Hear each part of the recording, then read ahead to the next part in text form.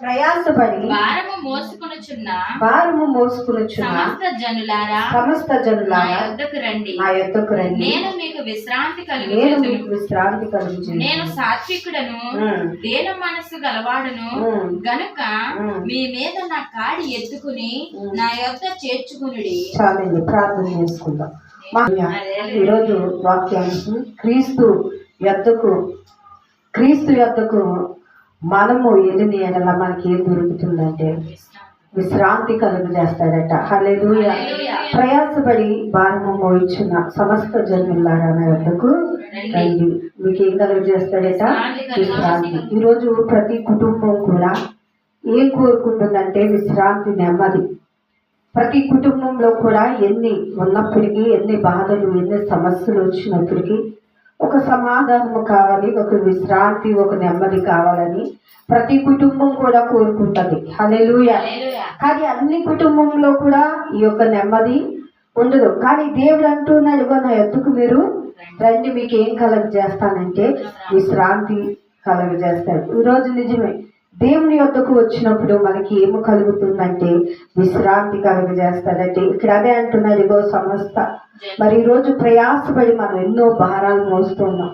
కుటుంబ భారం కదా, ఒక కుటుంబాన్ని మొయ్యాలంటే చాలా కష్టం. ఆ కుటుంబ యజమానులపై అనేకమైన భారాలు మరి పడుతూ ఉంటాయి. ఈరోజు పిల్లల చదువులని, మరి వివాహాలని, అనేక విధాలు మధ్యలో సమస్యలు అనేక విధాలుగా తల ఎత్తు వచ్చినప్పుడు కూడా భారము మొయ్యలేని వారు చాలా మంది మనకి కనిపిస్తూ ఉన్నారు. అయ్యా, ఈ సమస్యలు నేను మొయ్యలేకపోతా ఉన్నా, అయ్యే ఈ భారం నేను భరించలేకపోతాం అని అనేక మంది మనకి చెప్తున్నారు. కానీ దేవుని వాక్యం అంటుంది, నా యొద్దకు వస్తే మీకు విశ్రాంతి కలుగజేస్తాను. ఏం కలుగజేస్తాడట? విశ్రాంతి కలుగజేస్తాడట. మొట్టమొదటిగా. రెండోది అక్కడ అంటూ ఉన్నాడు, యెషయా గ్రంథంలో 61వ అధ్యాయంలో మొదటి వచనంలో అంటున్నాడు, అక్కడ విముక్తి కలుగజేస్తాడంటండి. హల్లెలూయా. రెండోదిగా అక్కడ మీరు చదివినట్టు యెహోవా ఆత్మ నా మీదకి వచ్చి ఉన్నది, దీనులకు సువార్తమానము ప్రకటించుటకు యెహోవా నన్ను అభిషేకించును, నలిగిన హృదయము గల వారిని దృఢపరచుటకు, చెరలోనున్న వారికి విడుదలను, బంధింపబడిన వారికి విముక్తిని ప్రకటించుటకును యెహోవా హితవస్త్రములను మన దేవుని ప్రతిదండన దినమున వాటిని దేవుడు ఏం చేస్తా ఉన్నాడు? దృఢపరుస్తా ఉన్నాడంట. హల్లెలూయా. ఈరోజు నిజమే, నలిగిపోయి చాలా హృదయాలు వచ్చాయి కదా. కొంచెం మంది మన వ్యాధులతో వస్తూ ఉంటాం, కొంచెం మంది మన హృదయ భారం మనుషులు కనబడదండి. హల్లెలూయా. మన పై రూపాన్ని మనం చూస్తారు కానీ మనుషులు మన హృదయ భారం ఎవరికి ఎరిగి ఉన్నారంటే అది దేవుడికి మాత్రమేనంట. హల్లెలూయా. అక్కడ చక్కటి మాట చెప్తా ఉన్నారు. అది ఏమనంటే నలిగిన హృదయం గల వారిని దృఢపరచుటకు. మరి నిజంగా మరి అనేకమైన సమస్యల్లో ఉన్న వారికి నేను అక్కడ విడుదల ఇవ్వడానికి వచ్చిందని ఎవరంట? యెహోవా ఆత్మ. హల్లెలూయా. ఈరోజు నిజమే, విడుదల ఎక్కడ దొరుకుతా ఉందంటే దేవుని సన్నిధిలో. హల్లెలూయా. ఈరోజు నిజమే, చాలా మంది విడుదల కొరకు ఇంటి వాస్తులు చూసుకుంటారు, అనేకమైన వెతుక్కుంటారు. ఎందుకని? ఇల్లు బాగోకపోతే వేరే ఇల్లు వెతుక్కుంటారు. వారికి అసలైన విడుదల ఎక్కడ దొరకాలి అంటే అది దేవుడే వారికి విడుదల కలగచేయాలి. హల్లెలూయా. ఎన్ని ఇల్లులు మారినప్పటికీ వారిలో ఏమీ లేదంటే విడుదల, విముక్తి కలగాలి అంటే ఎక్కడికి రావాలి అంటే దేవుని సన్నిధిలో వారు ప్రార్థించాలి. హల్లెలూయా. నలిగిన హృదయాలనంటే ఆయన ఏం చేస్తా ఉన్నాడంటే బాగు చేస్తూ ఉన్నాడంటే ఆ దేవునికి స్తోత్రం. మూడోదిగా సంపూర్ణ సంతోషం యెహోవా సన్నిధిలో ఉందంటే చూడండి, యోహాను సువార్తలో 15వ అధ్యాయం 10వ వచనాన్ని కూడా మీరు చదివినట్లయితే ఆయన ప్రేమ యందు నిలిచి ఉన్న ప్రకారము మీరును ఆజ్ఞలను గైకొని నా ప్రేమయందు నా ప్రేమయందు నిలిచియుందురు. నా సంతోషము ఉండవలెనని మీ సంతోషము పరిపూర్ణము కావాలనని ఈ సంగతులు మీతో చెప్పుచున్నాను. చాలండి. హల్లెలూయా. మనం ఆయనలో నిలిచి ఉంటేనంట మరి యేసుక్రీస్తు ప్రభు వారు ఎవరికి లోబడి ఉన్నారంటే తన తండ్రికి లోబడి జీవించారు. ఈ రోజు మీరు కూడా ఎవరికి లోబడాలి అంటే యేసుక్రీస్తు ప్రభు వారికి అంట మనము కూడా లోబడి మీరు జీవించినట్లయితే మీకు ఏం దొరుకుతుందంటే సంపూర్ణమైన సంతోషము కలుగుతుంది. హల్లెలూయా. ఈరోజు మనం అంటాం కదా, దేవుని కలిగి ఉన్నామండి, మాకేమీ జరగలేదు, దేవుని కలిగి ఉన్నామని అంటే మనం ఎన్నో అపరాధములు ఆయన మీద మోపేస్తూ ఉంటాం కదా. ఏదైనా వెంటనే చిన్నదే జరగకపోతే మాకు దేవుడు చేయలేదు. అన్యాయస్తుడు కాదండి దేవుడు. హల్లెలూయా. అక్కడ అంటూ ఉన్నాడు, సంపూర్ణ సంతోషం ఎందుకు మీరు ఇంకా మీ కుటుంబంలో చూడలేకపోతూ ఉన్నారంటే ఆయన మీదంట మనం పరిపూర్ణంగా అనుకోవట్లేదట. హల్లెలూయా. నా తండ్రి చిత్తాన్ని భూమి మీదకి నెరవేర్చడానికి యేసుక్రీస్తు ప్రభు వారు వచ్చారు. వచ్చినప్పుడు ఎన్నో ఆటంకాలు ఈ భూమి మీద జరిగినాయి, ఎన్నో ఇబ్బందులు ఆయనకి కూడా వచ్చినాయి. అయినప్పటికీ కూడా తండ్రి చిత్తాన్ని నెరవేర్చడానికి ఒక గురిగా ఆయన ఎంచుకున్నారు. దేవునికి స్తోత్రం. ఈరోజు మనకి ఎన్ని సమస్యలు ఆటంకాలు వచ్చినప్పటికీ కూడా మనము కూడా దేవుని మాటను విధేయతతో ఆలకించి శ్రద్ధగా విన్నట్లయితే నీ కుటుంబంలో ఏం కలుగుతుందంటే సంపూర్ణ సంతోషాన్ని మనం చూడగలుగుతామంట. హల్లెలూయా. అక్కడ 4వదిగా ఆనందము కూడా ఉందంట. కీర్తనల గ్రంథంలో 5వ అధ్యాయంలో 11వ వచనము కూడా మనం చదివితే చూడండి, ఆయన సన్నిధిలో ఏముందంటే ఆనందము దాచబడి ఉందంట. హల్లెలూయా. చూడండి, కీర్తనల గ్రంథము 5వ అధ్యాయం. నిన్ను ఆశ్రయించు వారందరూ సంతోషించదు, నీవే వారిని కాపాడదు గనుక వారి నిత్యం ఆనంద ధ్వని చేదురు. హల్లెలూయా.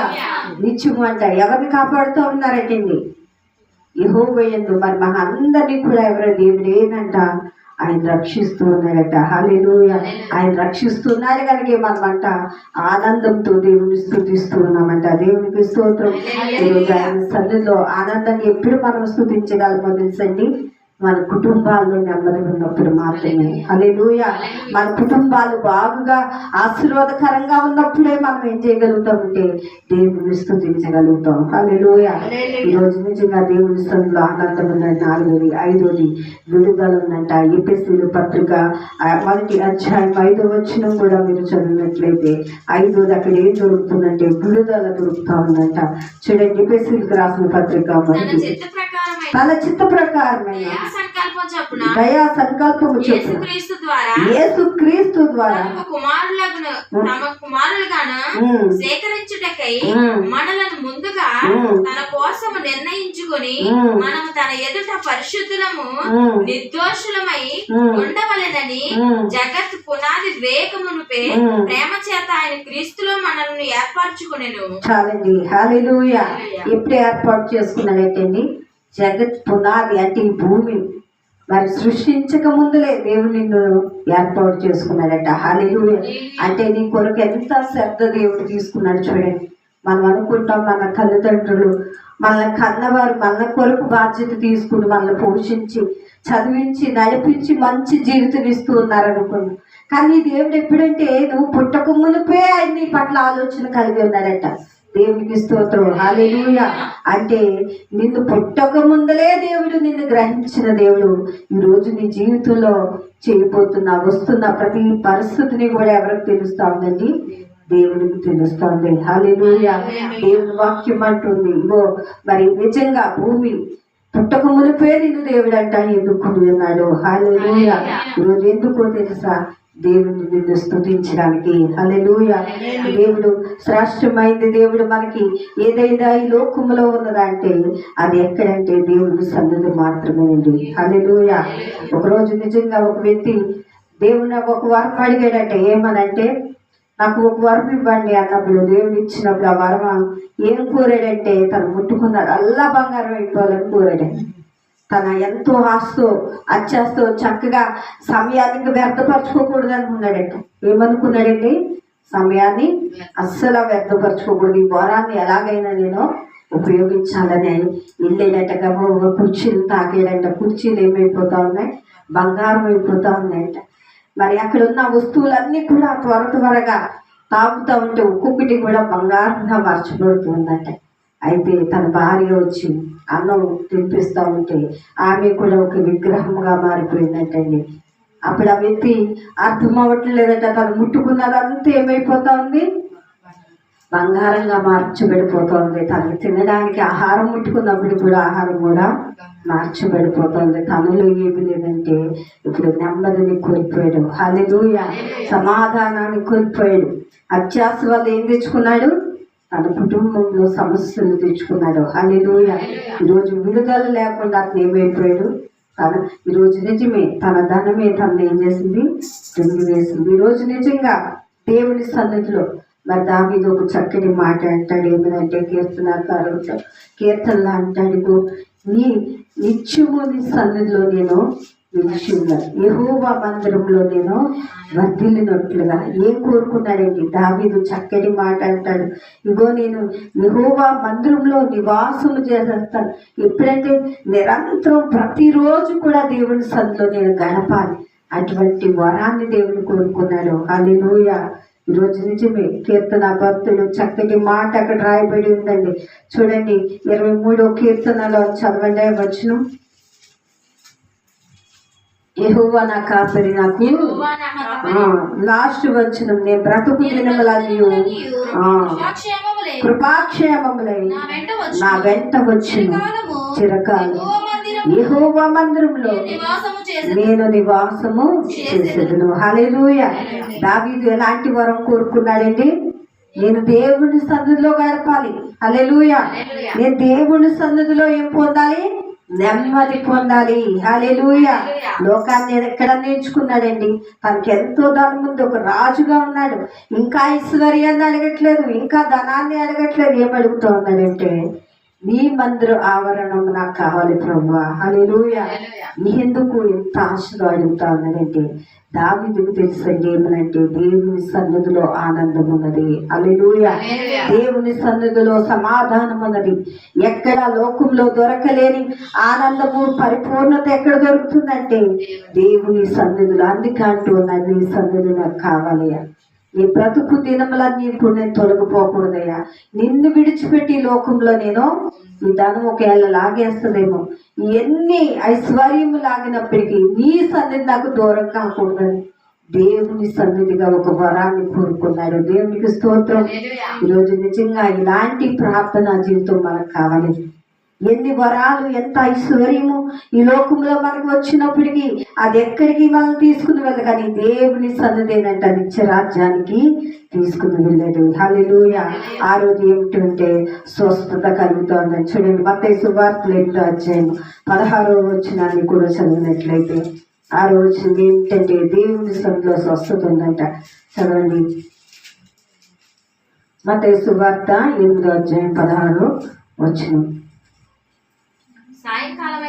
సాయంకాలమైనప్పుడు జనులు దెయ్యములు పట్టిన అనేకులను ఆయన యొద్దకు తీసుకుని వచ్చిరి. ఆయన మాట వలన దెయ్యములను వెళ్ళగొట్టి స్వస్థపరిచెను. హల్లెలూయా. చూసారా, ఆయన మాట వల్ల అంటే ఏం కలుగుతా ఉంది, స్వస్థత కలుగుతా ఉంది. హల్లెలూయా. ఈరోజు ప్రభువే నీతో ఉంటే సమస్తాన్ని కూడా ఆయన చేయగలడు, నీకు అనుకూలంగా మార్చగలడు. హల్లెలూయా. నీకు విడుదల కలిగి చేయగలడు, నీకు స్వస్థత ఆయన సన్నిధిలో దొరుకుతా ఉంది. దేవునికి స్తోత్రం. ఆయన యొద్దకు వచ్చిన వారికి అనేక మందికి విడుదల కలగజేస్తా ఉన్నారంటే ఈరోజు మనం ఎన్నో అవసరతలతో ఆయన వద్దకు వచ్చాం. మన స్వస్థతల కొరకే అవ్వచ్చు, మన అవసరతల కొరకే, మన ఆర్థికమైన సమస్యల కొరకే దేవుని యొద్దకు రావచ్చు. కానీ దేవుడు మన సమస్యల నుంచి స్వస్థత కలిగి చేస్తే దేవుడుగా ఉన్నారంటే 7వ నిత్య జీవమైందంటే యోహాను 6:47 వచనాన్ని కూడా చదువుకుందాం.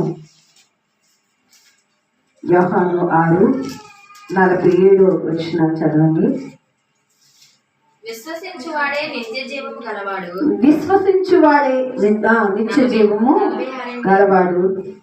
దేవుని యొద్ద నుండి వచ్చినవాడు దేవుని యొద్ద నుండి వచ్చినవాడు తప్ప మరి ఎవడును తండ్రిని చూచి ఉండలేదు. చాలండి. హల్లెలూయా. ఈ రోజు నిజమే, విశ్వసించు అంటే విశ్వాసముల ద్వారానే మనం ప్రభుని ఏం చేయగలుగుతామండి, చూడగలుగుతున్నాం. హల్లెలూయా. విశ్వాసము ద్వారానే ప్రభుని మనం ఆరాధిస్తున్నాం. విశ్వాసము ద్వారానే ఒక దినాన్ని భూమి మీదకి రాబోతున్నాడు. ఆయనతో మనము కూడా ఎత్తబడే విశ్వాసం ఉన్నది కనుక ఈ రోజు దేవుని మనం స్తుతిస్తూ ఉన్నాం. హల్లెలూయా. ఈ రోజు దేవుని మనము కూడా చూడాలి అంటే హృదయ శుద్ధి గల వారు ధన్యులు, వారు దేవుని చూచేదారు. ఎలా చూస్తారట? హృదయ శుద్ధితో మనం దేవుని ఎదుగుని ఎడలైతే నిన్ను దర్శించడానికి ఆయన ఇష్టపడుతూ ఉన్నాడండి. హల్లెలూయా. ఈరోజు నిజంగా దేవుడు నిత్య జీవము ఎలాగంటే విశ్వాసము ద్వారానే నిత్య జీవానికి మనము కూడా వెళ్ళగలుగుతాం. 8వ ఆత్మబలము ఫిలిప్పీయులకు రాసిన పత్రిక 4:13 కూడా మనం చదివినట్లయితే చూడండి. ఫిలిప్పీయులకు రాసిన పత్రిక 4:13 చదవండి. నన్ను బలపరచువాని యందే నేను సమస్తమును చేయగలను. అయినను నా శ్రమలో నా పాలు పుచ్చుకున్నది మంచి పని. ఫిలిప్పీయులారా, సువార్తను నేను బోధింప ప్రారంభించి మసిదోనియలో నుండి వచ్చినప్పుడు ఇచ్చు విషయములలోను పుచ్చుకుని విషయములోను మీరు తప్ప మరి ఏ సంఘపు వారును నాతో పాలివారే కాలేదని మీకే తెలియను. చాలండి. హల్లెలూయా. చూడండి, ఆత్మ బలము కొరకు ఇక్కడ మాట్లాడుతున్నాడు. ఏమనంటే మరి నిజంగా 13వ అంటున్నాడు, ఇగో నన్ను బలపరచువాడి అంటే నేను సమస్తము చేయగలను. హల్లెలూయా. ఈరోజు నిజంగా దేవుడే మనల్ని బలపరచాలండి. హల్లెలూయా. ఏ విషయంలో అయినప్పటికీ కూడా దేవుడే మనల్ని చేయాలి, బలపరచాలి. ఈ లోకంలో ఎంతటి పని, ఏ పని అప్పగించినప్పటికీ దేవుడు ఆ పనిలో మనం నమ్మకంగా ఉండాలంటే దేవుని ఆత్మ నడిపించాలి. దేవునికి స్తోత్రం. ఈరోజు దేవుని సన్నిధిలో మనం విశ్రాంతి, అక్కడ అంటూ ఉన్నాడు, ఇగో దేవుని సన్నిధిలో ఏం దొరుకుతుందంటే విశ్రాంతి కలుగుతూ ఉందంట. దేవునికి స్తోత్రం. మనం ఎన్నో ఎదుగుతూ ఉంటాం. దేవుని సన్నిధిలో మనకు కావాల్సినవి ఎన్నో ఆశీర్వాదాలు పోగొట్టుకొని ఉంటాం. ఒక ఆమె గర్భసంచిలో క్యాన్సర్ వచ్చిందండి. ఆ క్యాన్సర్ వచ్చిందని గర్భసంచిని తీసేస్తారండి. తీసేసిన తర్వాత కూడా ఆమెకి నిజంగా ఆ వ్యాధి ఇంకా ఆమె శరీరంలో అంటుకున్నదంటే అంటుకుని ఏం చేస్తున్నారంటే ఆ వ్యాధి ఇంకా తగ్గలేదు. ఆమెను మరి కరెంట్ అవి కూడా పెడుతున్నారు. కానీ స్నానం కూడా చేయకూడదంటే స్నానం కూడా చేస్తే ఆ వెళ్ళు విడిపోతుందని. చూడండి, మనం అనుకుంటాం స్నానం చేయకుండా ఎన్ని రోజులు ఉండగలరండి. కానీ ఎంత భయంకరమైన పరిస్థితులు ఎదురవుతున్నాయో చూడండి. నిజంగా కొన్నిసార్లు ఫోన్లు చేసి వారికున్న సమస్యలు చెప్తా ఉంటే నిజంగా మన హృదయం కొన్నిసార్లు చాలా వేదంతో అయిపోతా ఉంది. దేవునికి స్తోత్రం. ఎందుకంటే ఇలాంటి సమస్యలతో ఎంతో మంది ఎన్నో బాధలతో పడుతున్న వారు చాలా మంది ఉన్నారు. మనకి తెలియదు. కానీ మనం అనుకుంటాం మనకు వచ్చిన సమస్యనే మనం ఏం చేస్తా ఉన్నాం, పెద్దదిగా చూస్తూ ఉన్నాం. హల్లెలూయా. కానీ దేవుని సన్నిధిలో దేవుడు అంటూ ఉన్నాడు, ఇగో మీ సమస్య ఏదైనప్పటికీ, మీ బాధ ఏదైనప్పటికీ నా ఎద్దకు మీరు వచ్చినట్లయితే మీకు ఏం చేస్తాడు, విశ్రాంతి. విశ్రాంతి లోకంలోనే కాదు, దేవుని రాజ్యంకి వెళ్ళా కూడా మనకి ఏం కలుగుతుంది, అక్కడ విశ్రాంతిని అమ్మది పొందుతామంట. హల్లెలూయా. అందుకే ధనవంతుడు అంటే ఏం పొందాడు, లోకంలో ఐశ్వర్యాన్ని బట్టి ఘనతను పొందాడు, సుఖభోగాలు అనుభవించాడు. లాజరు అంటే ఏమనుభవించాడని, దేవుని దరిద్రతను అనుభవించాడు, దేవుని స్తుతించాడు. అన్నడు కూడా దేవునిపై దూషణ చేయలేదు. హల్లెలూయా. నమ్మకంగా జీవించాడు. అందుకే అక్కడంట లాజరు నెమ్మది పొందే స్థలంలో ఉన్నాడట. ఆ ధనవంతుడంట అగ్నిగుండంలో కాల్చబడుతూ ఉన్నాడట. అంటే ఈరోజు నిజమే, ఈ లోకంలో నీకు అక్కడ ఎవరు నెమ్మది పొందుతా ఉన్నారంటే విశ్రాంతి పొందుతా లాజరు పొందుతా ఉన్నాడు. హల్లెలూయా.